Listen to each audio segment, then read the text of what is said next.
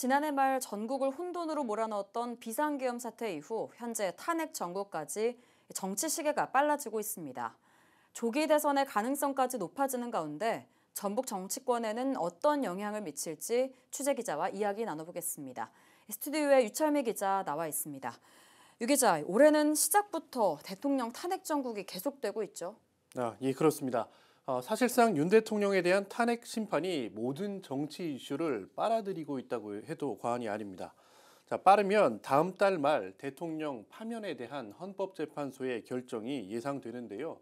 자, 만약에 탄핵 소추 인용 시 60일 내 대통령 선거를 치러야 하는 만큼 이 일정대로라면 4, 5월 조기 대선도 가능합니다.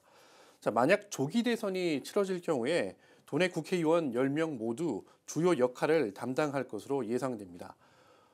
또 대선 결과 민주당이 정권을 가져가고 전북 정치권 인사가 입각할 경우에 각종 현안 사업 추진에도 힘이 실릴 수 있습니다.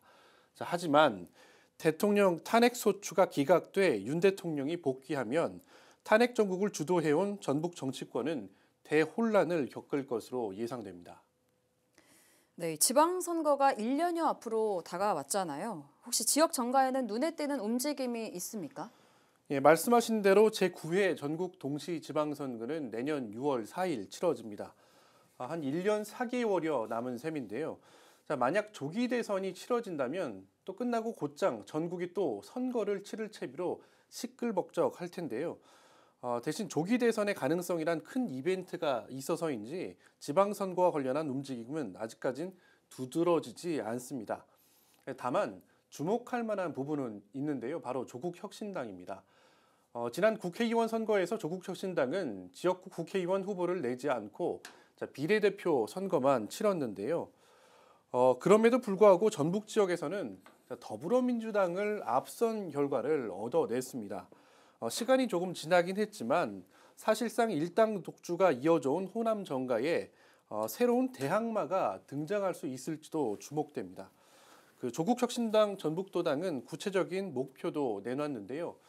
자, 우선 14개 시군 단체장 선거에서 모두 후보를 내 그 가운데 3곳에서 당선자를 배출하고 민주당이 독주 중인 기초 광역의원 선거에서도 30%를 가져가겠다고 밝혔습니다.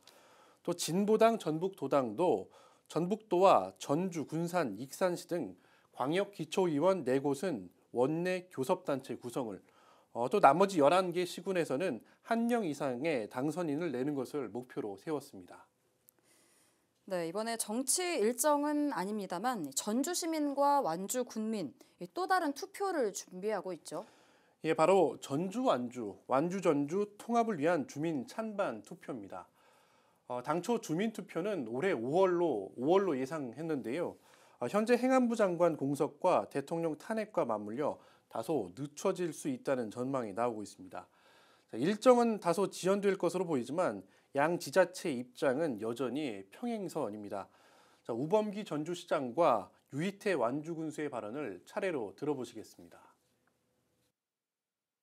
이제 금년 1월 중에는 전주 시민협의회도 이제 출범을 할 생각이고, 그리고 그 비전 발표하는 부분도 지난해와 같이 이제 뭐 천천히 갈 수는 없고 조금은 속도감 있게 진행을 해 나갈 생각입니다. 2013년도에 그러한 운동장이 키워지게 45대 55로 키워진 찬성이 45%, 55%가 반대했기 때문에 그 당시의 상황하고 지금은 저희는 경제적인 것을 가지고 모든 동의가 돼야 된다.